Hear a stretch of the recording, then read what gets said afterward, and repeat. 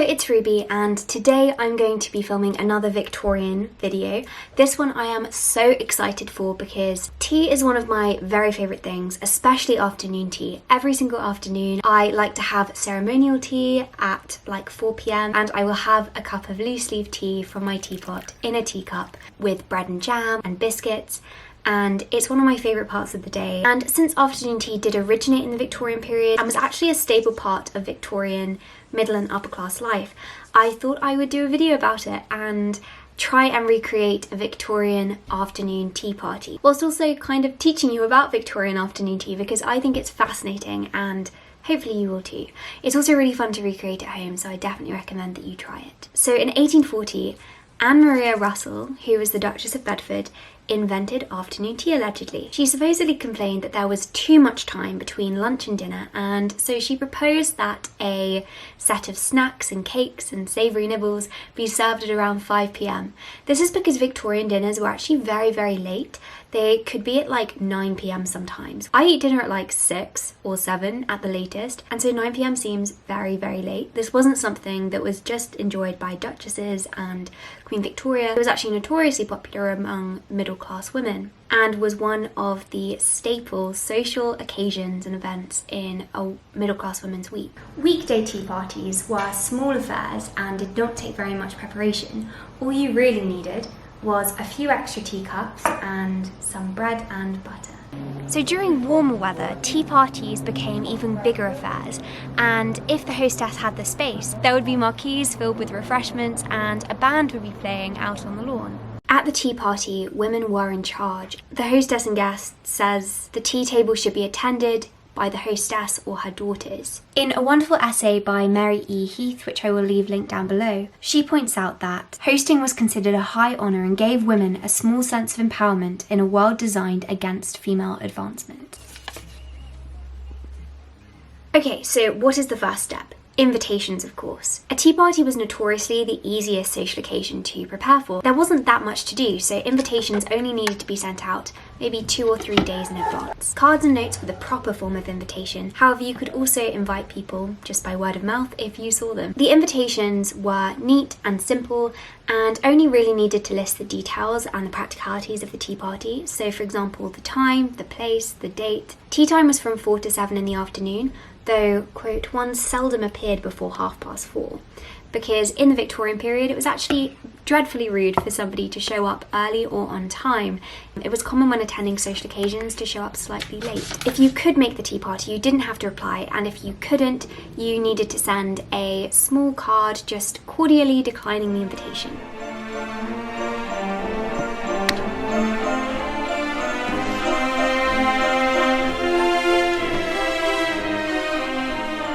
So next, setting the table. First things first though, what are our tea essentials? What things are we going to be setting the table with? So of course the main essential is your tea serving ware.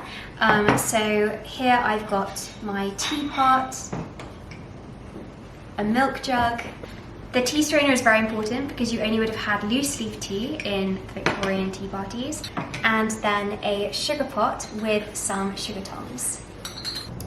Victorian families would be very proud of the tea sets that they had. They would of course you had to have matching teaware, and I found this beautiful set in a charity shop, and matching dessert plates to go with your teacups. You would also need pastry forks and teaspoons. Of course you need a cake stand for your signature cake, which is usually a Victoria sponge. You would also need a tiered cake stand for displaying all of your scones and finger sandwiches.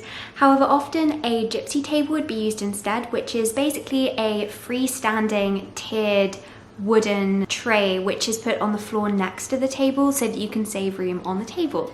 You would also need pots for jam and cream. I'm just using ramekins.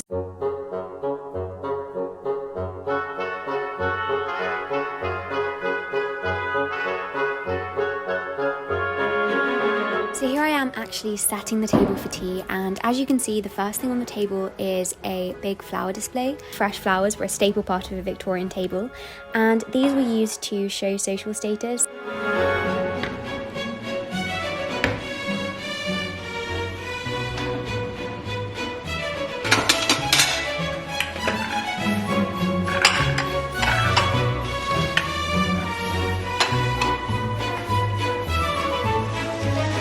Then of course I'm getting all of the teaware. It would just be left on the tray on the table.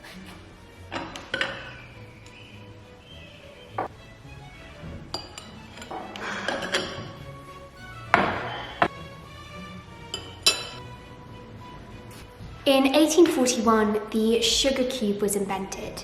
And this was actually predominantly for tea. Before this, you would buy massive loaves of sugar, which you would then use special sugar tongs to break off, and then you put this in your tea.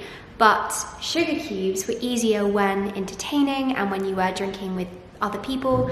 And so on the table at tea, you would always have a sugar pot and some sugar cube tongs for putting the sugar in your cup. Next, let's go on to recipes, because of course one of the most important things at a tea party is what's on the table and what you're eating and drinking. Black tea was the most popular in the period.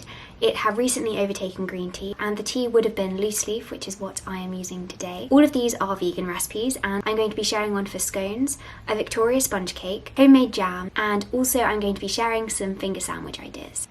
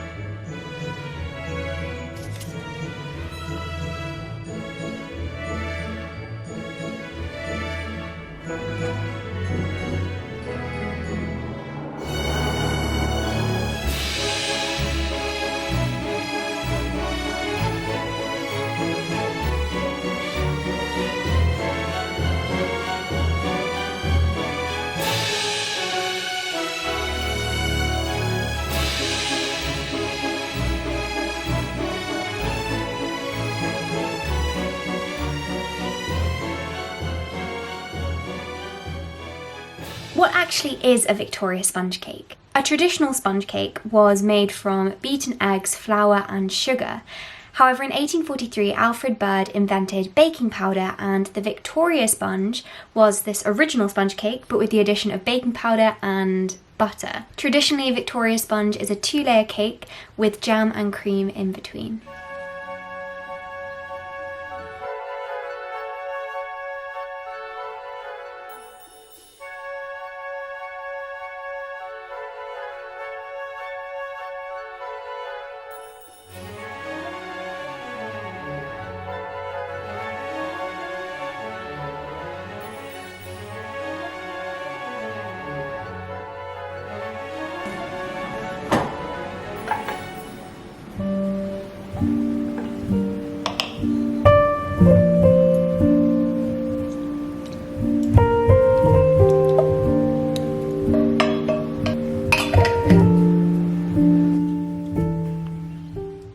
Finger sandwiches are always my favourite thing at a tea party whenever I go for afternoon tea, and I'm quite standard, I've got to say. Cucumber and butter is my favourite. In the Victorian period, most of the finger sandwiches would have been meat in some capacity, like tongue was very popular. When I was researching, I was shocked by just how little was vegetarian. Some other suggestions which you could try are beetroot and hummus, artichoke and pesto, and some kind of coleslaw. Cabbage and carrot and apple coleslaw always works very nicely in a finger sandwich. And then of course the standard cucumber and butter, which you can't go wrong with.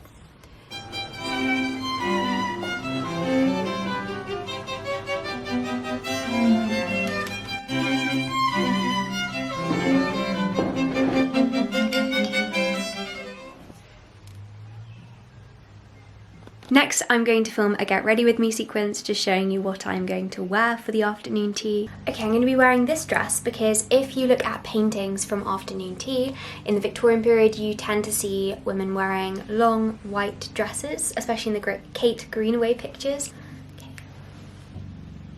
I do love this dress very much. I'm also going to tie this ribbon around the waist because in the pictures you can see that that is quite a common thing to do. Minimal makeup was actually the most popular, and so I'm not going to put on any makeup. Women are actually discouraged from wearing makeup. Makeup had very negative connotations, and the height of beauty was being naturally pale with naturally rosy cheeks. And then for hair. So at different points in the period, different height buns were most popular. It just changed a lot during the period, but I'm gonna go for a low bun.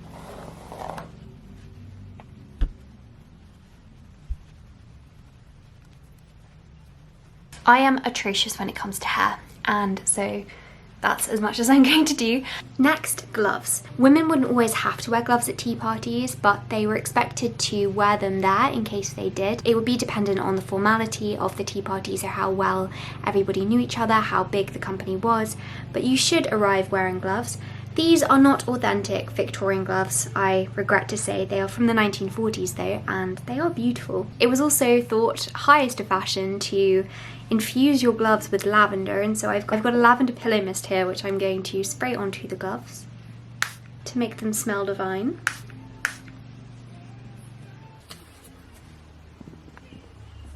What about activities? Now, the most common thing was of course just talking. Talking over tea is something which we have definitely inherited from the Victorians.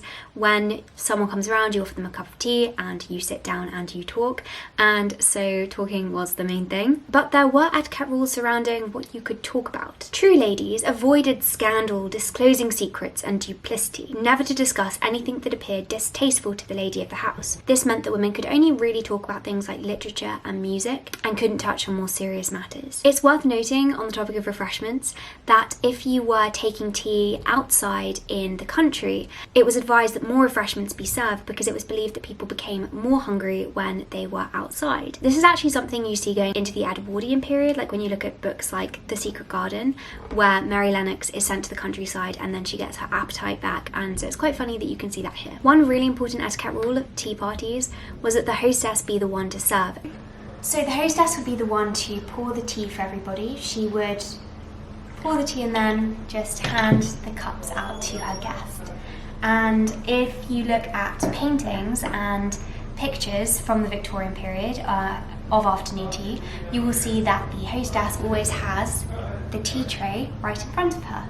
Sometimes round games were played, and if such happens, you must really for the time believe yourself a child again and enjoy it thoroughly and not look bored. Guests might also sing or play music if you've got anyone there that is talented enough to do that, and you see that so much in like the Austen books, slightly before the Victorian period, where in Emma, for example, she plays at the party. You have like people using their gifts of music to entertain, and you see that in Far From the Madding Crowd too, when Gabriel and Bathsheba play after the sheep shearing. Also games like croquet were played. That was very common to play after tea.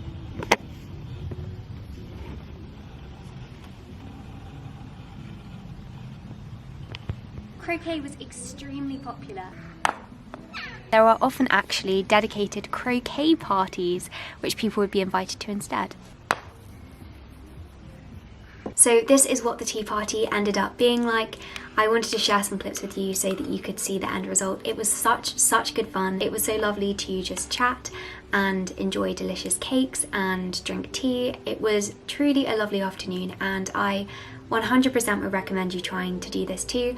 I did a Victorian dinner party a few years ago, and that was very highly stressful. There were 10 courses and so many more rules to follow and like things that needed to be kept in check. But with the Victorian Tea Party, I actually found it was really quite manageable. I can see why it's named in etiquette guides as the most simple of the social occasions. I very much think I will be inviting more people around for tea. Anyway, thank you so much for watching this video.